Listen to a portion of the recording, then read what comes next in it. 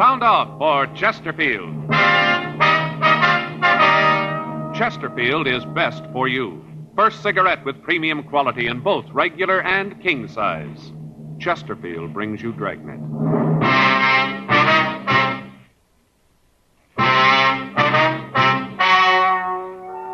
Ladies and gentlemen, the story you are about to hear is true. The names have been changed to protect the innocent.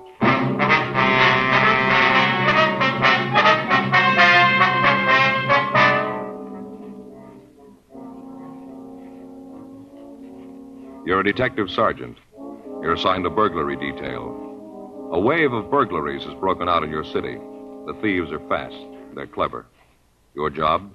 Get them.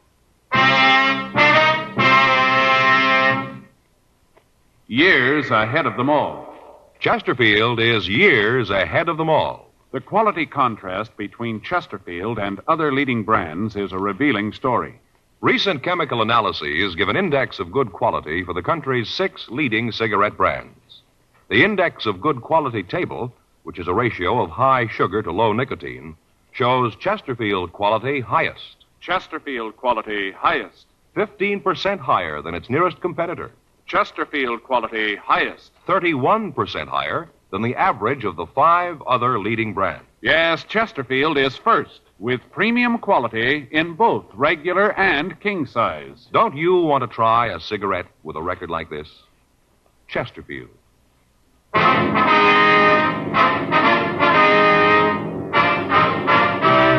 Dragnet, the documented drama of an actual crime. For the next 30 minutes, in cooperation with the Los Angeles Police Department, you will travel step by step on the side of the law through an actual case transcribed from official police files.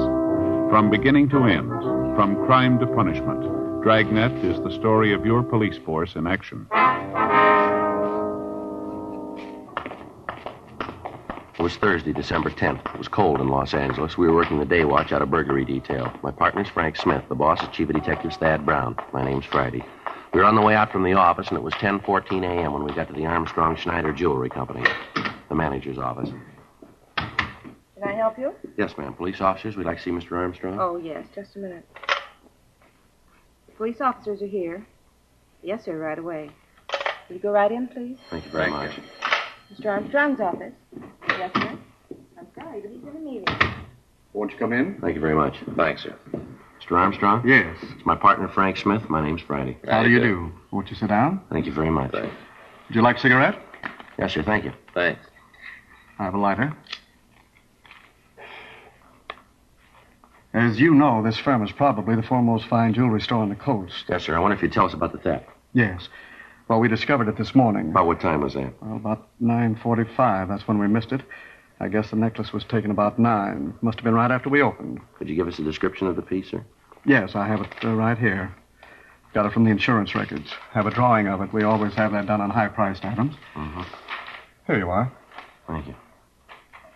Mm-hmm. What value do you place on the necklace? It's insured for $8,000. Firm can't afford to take a loss like that. Could you tell us exactly how it was taken? Yes, I can. It was just after 9. We just opened the front doors. People had started to come in. Lots of shoppers. Christmas, you know. Yes, sir. Well, this one couple came in, asked to see some of our more expensive necklaces. Henderson brought the tray out of the safe and showed the collection to the people. Henderson? Yes. He's the clerk who was waiting on the people. Oh. I gave him his notice. I had to. Looks to me like carelessness. I wonder if we could talk to him. Yes, all right. Thank you. Miss Courtney, would you have Henderson sent in here, please? Yes, right away. What? No, tell him I'll call later. That's right. Have him leave the number and I'll call back. Right, yes. He'll be right in. All right, thank you. How long has this Henderson been working here? I'd have to check the employment records to be sure. Offhand, I think it's been about 5 years. Ever since we opened at this location. We used to have a store downtown, then we moved out here. Mm-hmm. Where did he work before that? Well, let me see. I think it was someplace up north. San Francisco, I believe. Yes, he worked in a store up there. Had excellent references. He's a good salesman. But you gave him notice, huh? Well, I felt it was the only thing to do. If he's getting careless, he has no business working in a store that deals with expensive merchandise. Mm-hmm. Excuse me. Yes? Send him right in. What? No, please tell him to call later. No, I'm not into anyone. No one but Sharon. My wife. Yes, sir. Come in. Do you want to see me, Mr. Armstrong? Yes, come right in, Henderson. These are police officers, Mr. Friday and Mr. Smith. This is Charles Henderson. How are you? Hi. How are you? They'd like to ask you some questions about the theft. Yes, sir. Anything I can do to help? Could you give us a description of the couple you waited on? Yeah, I think so. The man was about 35, maybe 40. About how tall was he? Well, maybe 5'11". Might have been 6 feet. I'd say he weighed about 155 pounds, something like that. Uh-huh. How about his coloring, his complexion? It was light. Looked like he'd been out in the sun, though. His nose was all sunburned. I noticed it because you don't often see people with sunburns like that this time of the year. You know, December. Mm-hmm. How was he dressed, do you remember? He had a gray hat on, gray chalk-striped suit on, flannel blue shirt, maroon tie. Didn't see his shoes. He had on one of those new round collars, though. You know, rounded here on the collar points? Mm-hmm. Was he clean-shaven? No, he had a little mustache, one of those that looks like it's drawn on with an eyebrow pencil. Just a line, you know the kind. Uh-huh. How about the woman? What'd she look like? She was a small woman, not much more than 5'2", little, about 100 pounds. Real pretty. She had dark hair and blue eyes, very fair.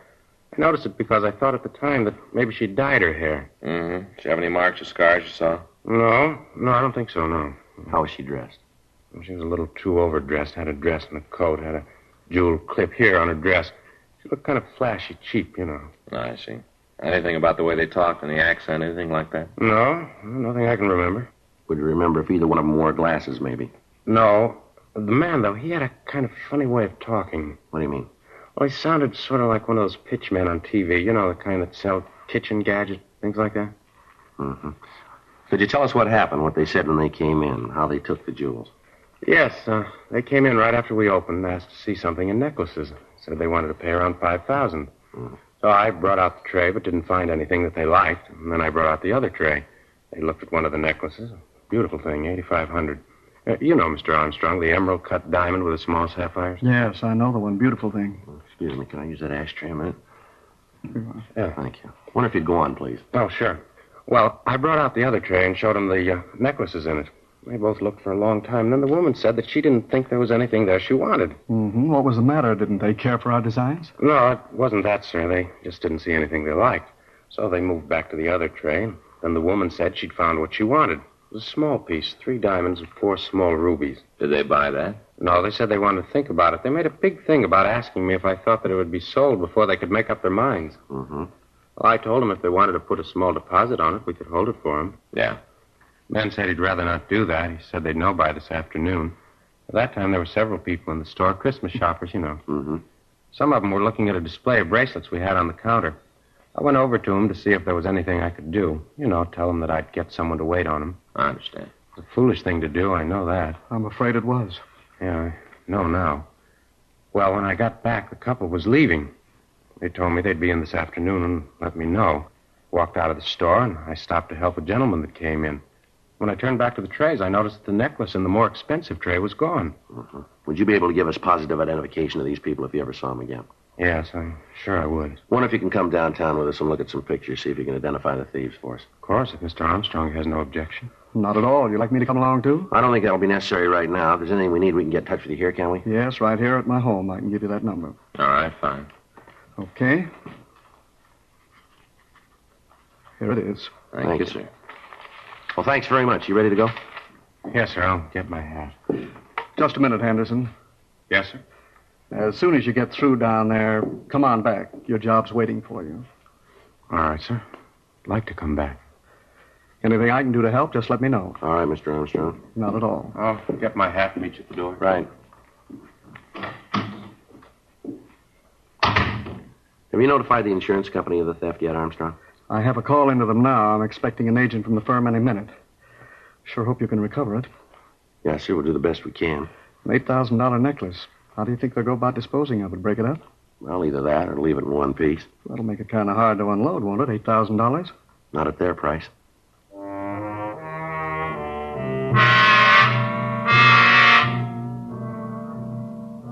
"10:37 a.m. We talked to the other people in the store. From them, we got verifying descriptions of the 2 thieves.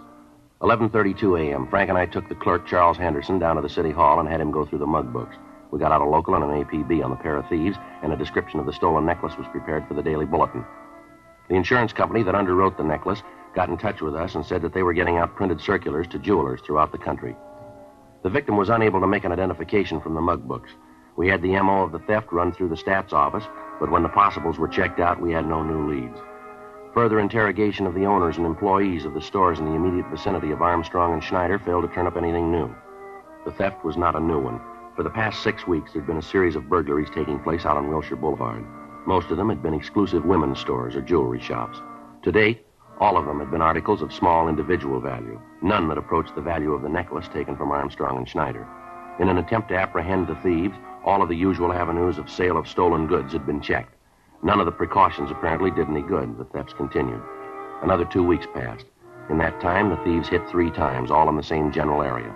The employees of the victimized stores were questioned. From the information we got from them, we could be certain that the suspects were the same ones we were after. On Tuesday, December 29th, Frank and I got back from checking a lead. Well, there's another one that went no place. Yeah, you want to check the book? Yeah, I'll get it.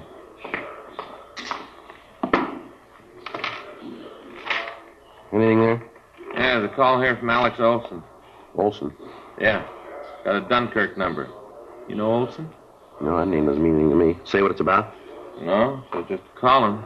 Says it's important. All right. Give me the number, huh? Yeah. Here you go. What is this, 190? Is that a 9? Yeah, I think so. Yeah, it's a 9. You don't make 9s very good. Lopey, can't write. Can I speak to Alex? Oh, Alex Olson. Yeah. Yeah, that's right. The hotel. Yeah. Hello. This Olson? Yeah. This is Friday. Police department. You want me to call you? Yeah. Oh, yeah. Sure, I remember, huh? Yeah, sure. We'd like to talk to you. Yeah. No, we'll come over there. That's right. You want to give me the address? Just a minute. Yeah. Okay. Right. Bye. Olson, he works for that carnival. You remember we talked to him last year? Says he wants to see us about some burglaries now. Oh, yeah, I remember. Says he's in with the thieves. 11:26 a.m. We drove out to the address Olson had given me on the phone. We talked to the desk clerk at the hotel. He said that Olson had just moved in, and that during the time he'd been there, Olson hadn't talked much to any of the other people in the place. The clerk gave us his room number, and Frank and I went up to talk to him. Oh, where is that? Joe Friday. Oh, just a minute. Hi, come on in. Thanks. All right. Olson, this is my partner, Frank Smith. Oh, Hello. Yeah, I remember you. Sit down. Thanks. You want a drink? No, thanks. Oh, I gotta have one. What was it you want to talk to us about, Olson?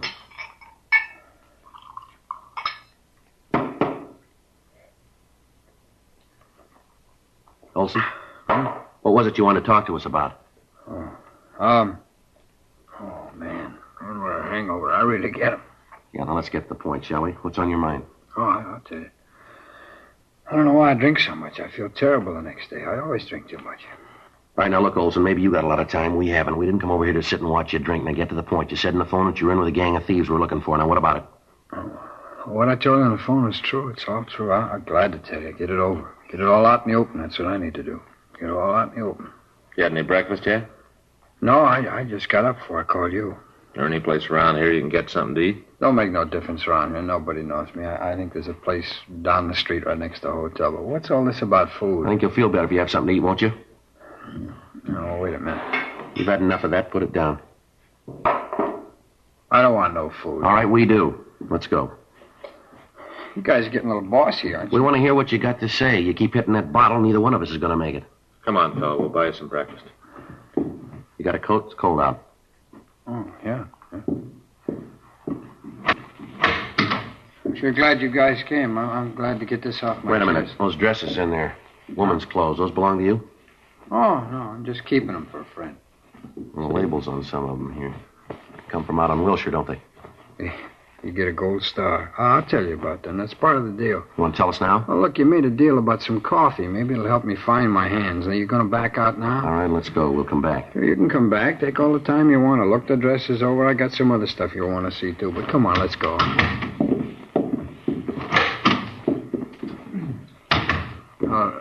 let's walk down. Now, let's not take the elevator. It's too noisy. Murder. All right. And what's this other stuff you wanted to show us, Olson? The jewelry. I got some of it in the dresser. It's cheap stuff. Nothing worth anything. It's cheap. Where'd you get the clothes and jewelry? Oh, Red asked me to keep him for him. Who? Well, he's the guy you want. He's the one that's engineering the thefts. He's the one. He's a real crumb. Big man. He's the one you want. I'd like to see you get him. How many other people working with him? 3 others. You know who they are? Sure. I know the whole story, start to finish. I know the whole thing. I'll tell you. I'll tell you all about it. Let's go out the side way. All right. Now, where's this coffee shop? Wait a minute. You sure you wouldn't like a belt? No, and neither do you. Now, let's go. Okay, you're calling it. Restaurant's right down here, just a couple of doors. You know where this Red is? Yeah, I'll tell you. He's the one you want. How about the woman who works with him? Oh, that's May.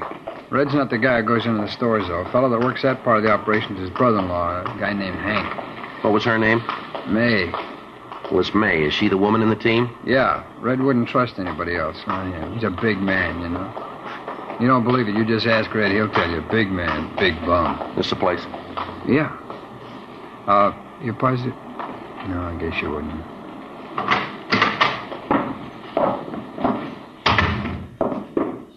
Booth in the back, all right? Yeah. Hey, Joe, it doesn't look like they got service in the booths. What do you want, Olson? Well, it ain't what I want, but I'll settle for a cup of coffee. Joe? Yeah, it's all right for me. I'll get it and bring it back. All right. Come on, Olson, let's go back. Sit down. All right, now suppose you start right at the beginning and tell me about it, huh? Who's Red? How do they work the operation? Where can we find them? Tell us everything. All right. Well, first off, Red's real name is Keith Jameson. They call him Red because he's got red hair, it figures. Yeah. What's he do for a living? He works for Carney. Most of the year we're on the road. This is the off-season, so he's laying up in a trailer camp out in the valley. He doesn't do anything regular now. He just steals.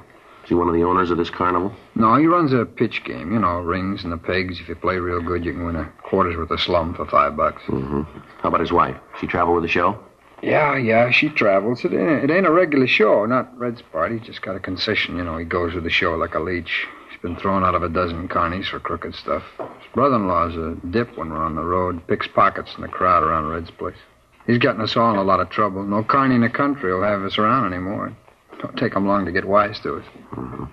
He's the one that's in on the burglaries with Red and his wife, is that it? That's right. He lists the stuff. How about his wife? Where's she fit in? Well, she's the distraction. You know, the one that comes up and asks questions, pulls the clerk away so Hank can lift the stuff.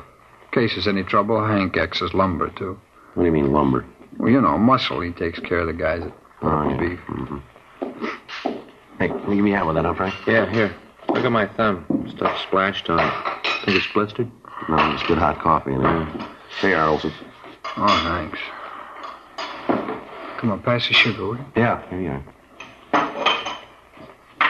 Where do you fit into this, Olson? No place, really. I'm just along for the ride. I think Red figures sometime the axe is going to fall and he wants my head under it. I usually hold on to the stolen stuff until Red finds a buyer. Does he use a fence? No, he pushes the stuff himself. He usually works on a tip. You know, somebody wants to buy a piece of merchandise. Red meets him, sets up a deal. Uh-huh. You willing to cooperate with us all along the line on this thing? Sure, I'll go along with you. You know where the necklace is that they lifted a couple of weeks ago? Yeah, Red's got it. He's looking for a buyer now. You think you can set up a meet for us? Yeah, if he thought you wanted to buy the piece, it could be done. Can you set up the meet? Sure. I want to see you get him. Tell me something. How are you going to come out on this if we pick up Red and the others? What do you want out of it? I got my reasons. I got good reasons. You want to tell us what they are? Sure, I got no reason not to. Give me the sugar again. Yeah. You see, Red figures he's going to make a sideshow character out of me next season. I'm not going to go that route. Yeah? What do you mean? Oh, you know, the wild man from Borneo, sit in a pit all day and yell at the customers. Pitch like that always draws a big crowd. Red figures it'll be good for picking pockets. Yeah. You ought to know by now Red's out of his mind. Yeah. Wild man from Borneo. Even a leopard skin won't help. Look at me. I only weigh 105 pounds.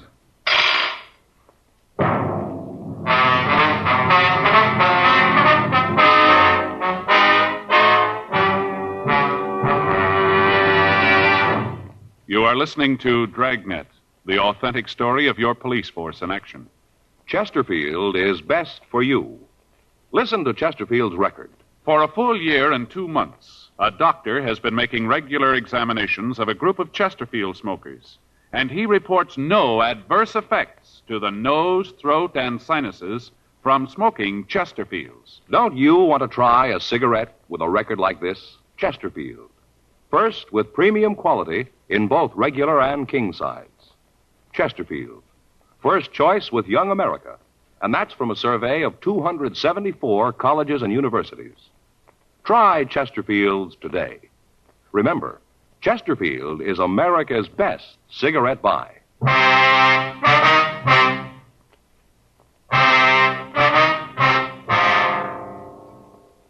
2:24 p.m. We continued to talk to Alex Olson. He told us what he knew of the operation of the thieves. We went back to his room and searched it thoroughly. We found several pieces of cheap costume jewelry and several of the stolen dresses. Most of the other things in his room were worthless, and as far as we knew, had not been stolen. We took him down to the city hall and had him checked through R&I. He had an arrest record showing several arrests for being drunk in a public place. We checked the name Keith Red Jameson through the files. There was no record on him. There was no record in the moniker file either. Jameson's brother-in-law and the 2 women were also checked out, but we found no previous criminal record for either of them. Communications were gotten off to Washington to check the possibility that the suspects might have records in other states. 4:40 p.m. We met in Captain Wisdom's office. Olson told us that he'd arrange a meeting for us with Red. While we listened on an extension phone, he called the suspect, told him that he had a buyer for the necklace. A meet was set up for the following morning at the entrance to Alvera Street. Red said that he'd have the necklace with him at the time. 5:37 p.m. Frank, Olson, and I drove out to the trailer camp in the valley. We checked the trailer that Red lived in, and also the one his brother-in-law had. We got a good look at the car Red would drive to the meet, and then we arranged for a stakeout on the trailer park. 8:23 p.m. The 3 of us drove back down to the city hall. You ain't going to try and take him at the meet, are you? We hadn't got around to that yet. Why? Well, you do, and it's going to point straight at me. You ain't going to put him away forever, you know. He's going to get out, and he's going to draw a straight line to me. I don't want that. I got to be protected. We'll take care of you. Don't worry about it. Oh, big deal. You take care of me. Well, how? That's what I want to know. How you going to do it? We'll get him before he gets to the meet. Here you go, in here. Look, tell me, how you going to work it? We'll come up with a way. You ain't going to get near him in plain clothes. I'll tell you that right now. He'll spot you a mile away. Comes to cops, he's got eyes in the back of his head. You can't get anywhere near him in those clothes. Don't worry, we won't. He'll be picked up for something else. We'll find the necklace on him if he's got it, and he'll never know that's what we're after. Well, how you going to work it? How? We'll be in uniform, in a traffic car coming in from the valley. That might work, huh, Frank? Yeah, think so. He's bound to make a mistake. When he does, we'll be there. Yeah, that'd do it. You'll never figure I had anything to do with that, never. Yeah, it ought to work. Yeah, that'll work good. Yeah. You guys wouldn't like No, a drink? we wouldn't. No booze. Okay. I just noticed the bar across the street. I thought maybe you guys would like to stop there. I'd feel a little better about this if I had a drink. Just a little one. Come on now, bud. Sorry, Alex. We got to take you over to the main jail. You got a what? For the time being, we got to hold you. Oh, now, wait, it ain't the jail that bothers me, not being in jail. It's just that I hear it's pretty rough to get a drink over at the Gray Bar Hotel, you know. That's the only thing that bothers me. There's no room service there. Yeah, well, it'll all work out for you. Oh, I don't know. So I got mixed up in this thing. Seems like I got no choice in anything. It don't seem fair. I got no choice. DA's office will know what you did. It'll be marked down that way. Well, I got no beef with you guys. You better take it easy with Red, though. Is that right? Yeah, he's got a gun.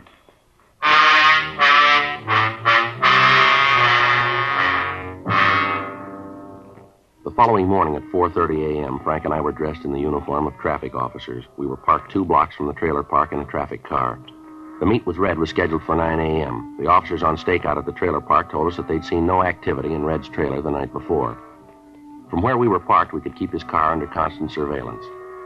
At 7:45 a.m., we saw the suspect and his wife come out of the trailer and get into the car. We followed them over to Ventura Boulevard, and from there down Coahuila Pass. We kept far enough behind them so that they'd have less chance of knowing that they were being followed. They turned by the freeway construction point and continued on down Coahuila Boulevard. When they got to the corner of Yucca and Coahuila, they made a mistake. They turned left from the wrong lane of traffic. Well, that's it. You want to hit the siren? Yeah. I got the light. He's going straight down Yucca, Joe. Yeah. Pull up behind him, huh? Right. Okay, he sees us. He's pulling over. I'll cover the other side. Watch yourself. Right. What's wrong, officer? I didn't do anything. See your operator's license, please? Sure, it's in my pocket. I'll get it. You want to get out of the car, please? Well, I don't have to get out to show you my driver's I'd like to have you get out of the car. Don't argue with him, Red. Do what he says. What's all this about, anyway? What do you stop me for? You made an illegal left turn back there, Coenga. Illegal? Oh, you got the wrong guy. You see that guy in front of me? He jumped the light something awful. He's the guy you ought to be after. He's the one, not me. All right, move over by the car. What? Over by the car. Now put your hands up there. No, against the car. I don't know what you mean. Now come off it, Jameson. You know what we mean. Get out of here! All right, Jameson, on your feet. What are you doing? You got no right to beat him up like that. A big thing for making a left turn. What are you guys trying to prove? Just wait until the papers get this. We got friends, you know. All right, big lady, friends. take it easy. I won't take it easy. Man makes a mistake, and you cops act like you were the judges. You got no right to treat a citizen like that. Here, Frank, you'll hold this. Yeah. 38 Colt. You play rough, don't you, Red? Ah, shut up. What's this, Red? You leave that alone. That's mine. Doesn't concern you. Necklace, Joe? Yeah. So it's a necklace. What's that prove? You got nothing on us. Write out the ticket for the left turn and let us go. That's all you got. You got a permit for this gun? No. This necklace is stolen. You know that, don't you? I don't know anything about it. I'm not going to say anything till I see a lawyer. Nothing. I knew this would happen. Always knew it about you. You're yellow. Willing to take a chance as long as you ain't going to be nailed. Let something go wrong and right away you start screaming for a lawyer. Poor excuse for a man. You took a chance and you lost. Well, don't be a coward about it. You got no excuse. None in the world. You got no excuse at all. Well, that makes you even, lady. Huh? Neither of you.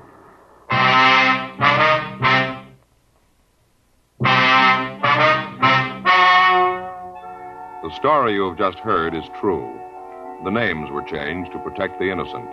On April 15th, trial was held in Department 87, Superior Court of the State of California, in and for the County of Los Angeles. In a moment, the results of that trial. Now, here is our star, Jack Webb. Thank you, George Fenneman. I sure hope you were listening real close to what George Fenneman had to say tonight, because it proves what I always tell you. You can't beat the premium quality you get in Chesterfield, regular or king size. I'd like you to try Chesterfields. They're much milder, and they have a wonderful taste.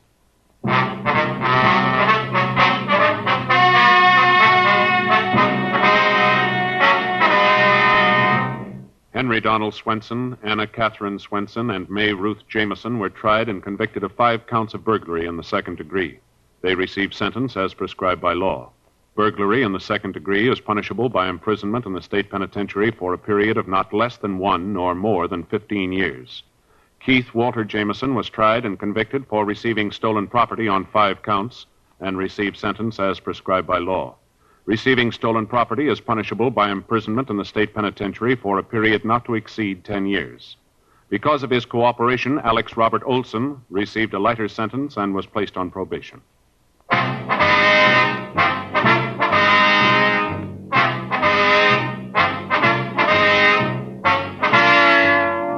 You have just heard Dragnet, a series of authentic cases from official files. Technical advice comes from the Office of Chief of Police W.H. Parker, Los Angeles Police Department. Technical advisors Captain Jack Donahoe, Sergeant Marty Wynn, Sergeant Vance Brasher. Heard tonight were Ben Alexander, Stacey Harris, script by John Robinson, music by Walter Schumann. Hal Gibney speaking. For a million laughs, tune in Chesterfield's Martin and Lewis Show, Tuesday on this same NBC station. And sound off for Chesterfield's. Either regular or king size, you'll find premium quality Chesterfields much milder. Chesterfield is best for you. Chesterfield has brought you Dragnet, transcribed from Los Angeles. Now, new Fatima has the tip for your lips. Fatima tips of perfect cork. King size for natural filtering. Fatima quality for a much better flavor and aroma. So remember, new Fatima has the tip for your lips. Fatima. See how smooth they are.